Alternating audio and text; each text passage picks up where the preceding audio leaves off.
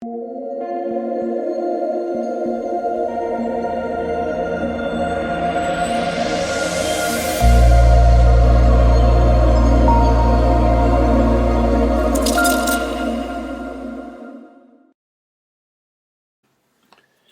what is going on, guys? It's DK. Back at you with another video here. It's the Showdown slate between the LA Lakers and the Denver Nuggets on Tuesday. Before I get into the video, if you guys are new to the channel, my name's DK. I make daily videos breaking down NBA, NFL, PGA, and esports, daily fantasy sports slates. Real quick, though, I do want to say thank you guys again for all support. Currently closing in at 5K subs at 4.96 at the moment. So if you guys enjoy the content, it's all free. I would really appreciate it if you leave a like button on the video, hit the subscribe button if you haven't already, hit the notification bell so you know when I upload videos, you know when I go live. Also, if you guys cannot watch the YouTube videos, I do upload an Apple Podcast. The link is in the description below, which is the DK DFS show. But with that out of the way, let's jump into the video. So before we talk about players and the prices, let's quickly take a look at the Vegas odds for this game. So it's a 214 over-under. Lakers are 6.5-point favorites. All right, so let's start at the top here. LeBron James at 12K. Him and AD, now the price point's getting close. Right, AD at 11.6, LeBron at 12K. I preferred AD the last couple slates. I still think I slightly prefer AD, but it's really close now. When they're almost identical prices, that's what's basically a coin flip for me. Obviously, you can play both, right? With both these teams, they're very similar. We know where the offense is coming from. It's LeBron, it's AD, it's Murray, it's Jokic. So you're probably going to want to jam in at least 3 of those. Can you get all 4? It's possible, but you're going to have to take some shots on some really cheap guys. So yeah, with LeBron, with AD, don't really have a strong take in who I prefer if you're going to make me a pick. I guess slight give the edge to AD, but it's really, really close with both of them. And obviously they both look good. I think you're going to want to play three of the main 4 guys here at the top. Yeah, Jokic coming in at 11K, the third cheapest of the main 4 guys. I like the price on him the most, to be honest. You get a slight discount off of AD and off of LeBron. That 31 fantasy point game, he got into foul trouble, and then it blew out, so I'm not really worried about it. He has been amazing so far in the playoffs. He's a do-it-all guy, has triple-double upside. Really, really do like Jokic. This is basically a must-win game now for Denver. They obviously don't want to fall behind 3-0, so really, really like Jokic here at 11K. Jamal Murray at 9.4 will probably be the lowest owned of the bunch, but he also is the cheapest by a decent amount, right? You get, what, $1,600 difference off of him and Jokic, like $2,000 off him and AD, more like, what, $2,400 off him and LeBron. He's going to play most of the game. He played 44 minutes that last game. So I like Jamal Murray a good amount too. Really, again, with the main 4 guys, you're going to have to make a tough decision. I think you play 3 of the 4 guys. So there's not a lot of downside to say about any of them, right? Offense, it's Jokic, it's Murray, it's AD, it's LeBron on the other side. So you know where it's coming from. I think you're going to want to get 3 of those 4 guys. You're going to make a tough call on who you want to leave out, to be honest. I don't really have a strong take there, right? Like, if they're all the same price, then I would leave out Murray, but he's the cheapest by a decent amount. So, like I said, you're going to have to make a tough call there on, who you want to leave out if you're going that route of playing the three of the main 4 guys, which I think is probably the optimal build. Then we get to the tricky mid-range, and it's tricky for sure. MPJ, 7.6K, had a nice day there, game 1, due to the blowout. He played in all garbage time. He took over the game that stayed close, only played 20 minutes. And this has been the issue with MPJ the whole playoffs, is how many minutes does he get? It's so up and down. Literally, just could play 15, could play 30. Who knows? So he's a good offensive player. He's a guy that does have upside. It's just a question of, does he get the minutes? If I knew he was going to play 30 minutes in this game, I probably would lean towards playing him. But there's still a decent chance he only plays like 15 minutes. So that is always the issue with Michael Porter Jr. and this Denver rotation. Now, Rondo's at 7K. I've been pretty high on him so far in the playoffs. The concern here with Rondo is the minutes, right? He was playing about 30 minutes a game in that Houston series, 22, and then only 21 in a close game. That is a little bit worrisome. I do like Rondo because he's a high floor, right? He's a guy that it's a do-it-all guy, doesn't really have to score to get you there. Will get you a lot of assists. It's just the price point is slowly coming up, right? 7K, not getting a big discount, and the minutes went down. So I don't think Rondo's a must in the slate. I still think he's in play, but those things worry me, right? The minutes going down, the price coming up. So yeah, Rondo's still in play, but not really prioritizing him in the slate. Jeremy Grant at 6'6", I'm just not going to do it. You know, if I'm going to play someone in this range, it's going to be Rondo, right? In this mid-range, even though I don't think Rondo's a priority, of Porter, Rondo, Grant, Millsap, I would just rather play Rondo of that bunch. So 6'6" for Jeremy Grant, there's no way I'm playing that. No way. There's probably a 5% chance he gets you there. He has to hit all his threes. Super, super low usage. Minutes are all over the place in him still, too. I'm not playing Jeremy Grant. I was in some foul trouble, too. Still doesn't worry. I'm just not getting into him, basically. Paul Millsap, 6K. The minutes of him and MPJ are a little bit up and down. Not a super high usage guy. And 6K is just not getting amazing discount. 16, 13, 16, and 16 fantasy points. Probably his upside is 25-ish fantasy point-wise. I'm not really prioritizing Millsap either on this slate.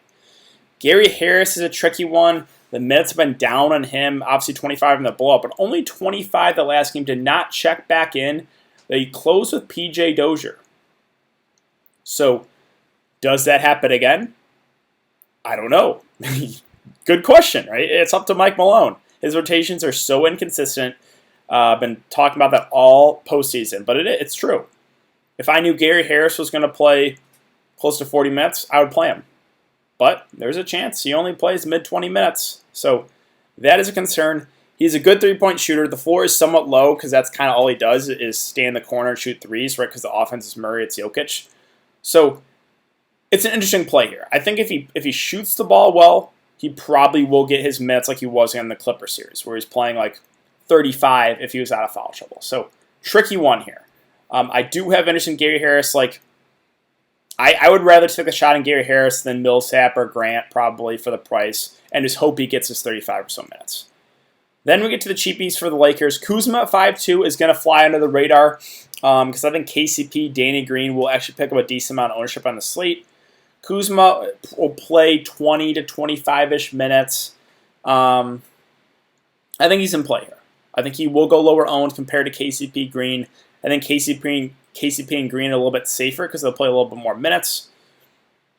Both, they're similar plays too, right? Kuzma is a little bit scoring dependent too, so don't really have a strong take here, but I think KCP Green are going to be higher owned. So if you want to get different, you can definitely go Kuzma over KCP Green because Kuzma's still a guy that is a good scorer and he can get hot. So don't rule out Kuzma there.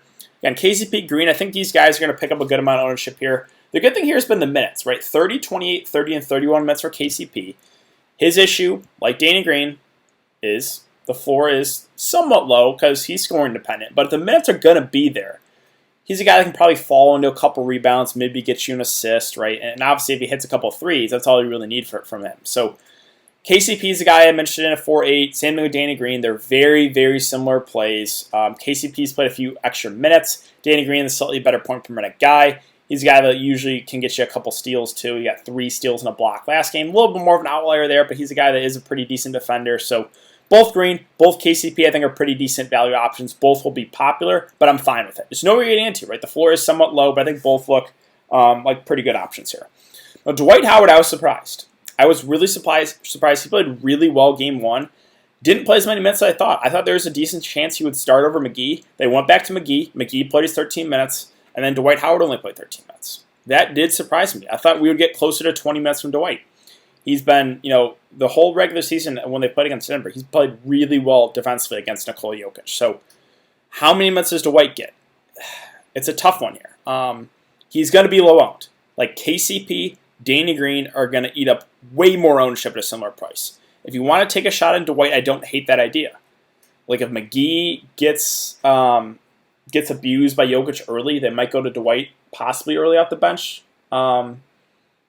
His minutes are in question. So he's a decent point per minute guy. He had a bad day last day.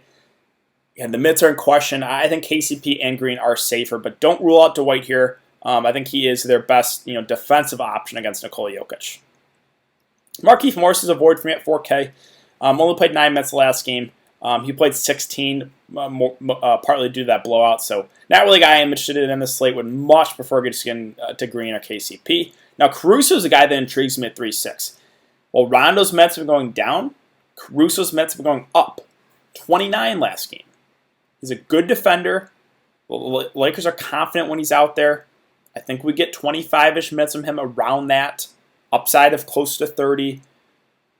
Like, Rondo's a better point per minute guy, but Caruso's right now playing more minutes. He's a lot cheaper, too. So, Caruso's a guy that I'm certainly considering here. I think he is definitely a pretty decent, cheap option on the slate. Monte Morris at 3.2. Playable. It's risky. He'll play about 15 minutes. He's a decent point per minute guy, so don't completely rule him out. But I would personally feel a little bit more comfortable going to Caruso just because of the minutes. Torrey Craig at 2.8. Probably not for me. His minutes are up and down too. If he plays 25 minutes or so, he probably has a decent chance to hit value. If he plays like 10 to 15, probably not. So not really going to prioritize Torrey Craig either. Plumlee, the way he gets you there is if the game blows out or if Jokic gets in foul trouble. Well, we saw both last game, right? Or 2 games ago. Jokic foul trouble and the game blew out. 21 minutes, almost 20 fantasy points. So that's how Plumlee gets you there. One of those two, either Jokic foul trouble or the blowout. He's at least in play because he's a good point per minute guy. But that's the only way I see him getting you there. If the game stays close and Jokic is not in foul trouble, Plumlee will play like 8 minutes or so. JaVale McGee at 2.2, really risky play, but at least in play here for value, right? Played 12 minutes last game after playing really bad week 1, or game 1, I should say. He's a decent point per minute guy. Like, that's all you're going to get from him, though, is like 12 to 13 minutes. Again, he's at least in consideration on this slate. And lastly, last guy I'll mention that's playable, it's super, super risky, but PJ Dozier, 1-4. He closed the game. Played 14 minutes, basically all in the fourth quarter. Now, he did play 12 minutes the first game, but that was due to the blowout. So, what are the minutes going to be like for Dozier? Well, I think there's a chance he gets a DNP. I think that's certainly possible. I think there's also a chance maybe he gets extended a bit. Maybe they give him 15 to 20 minutes. Now, he did struggle on the free throw line, right? 1 of 5. So it's a tough one. I have no idea what the minutes are going to be like. I think they could be 0. I think it could be maybe 15 to 20. So in play, but know the risk. If you play BJ Dozier, I think there's a chance he gets a DNP. But if you guess right, and he's in the rotation, and he gets like 15 to 20 minutes, he doesn't have to do a whole lot to get you there at 1-4. So he's at least in consideration. And that's it. Those are all the guys I'll consider on the slate. So captain spot, who I'm considering, I think it's probably one of the main 4 guys, or you go really cheap if you want to try to jam in like everyone. The mid-range is a range I would avoid for captain. Like, I don't think I would play like any of these guys unless you think like the game blows out. Like, I guess you can like cheaper options like KCP, Green, I think are in play. They're going to be popular value options, but they're fine. In 25 to 30-ish minutes. I think Caruso's viable at that price. His minutes have been going up. So those are probably the cheap guys to consider. If you want to take a super subversive approach, go Dozier in the captain spot. That's possible too. But yeah, the safe options I think are probably one of the main 4 guys in the captain spot. Or you go like KCP, Green, Caruso. So that's how I'm going to attack the slate. And like I said, I think the optimal build is jam in 3 of those 4 main guys because you know where the offense is coming from. Lakers, it's AD, LeBron. Denver, it's Jokic, Murray. But yeah, that's going to wrap it up for the video today, guys. So if you have been enjoying the content so far, we really appreciate it. If you leave a like button on the video, hit that subscribe button if you haven't already. Hit the notification bell so you know when I upload videos, you know when I go live. Thanks again, guys. I hope you guys all have a good night, and I will see you all later.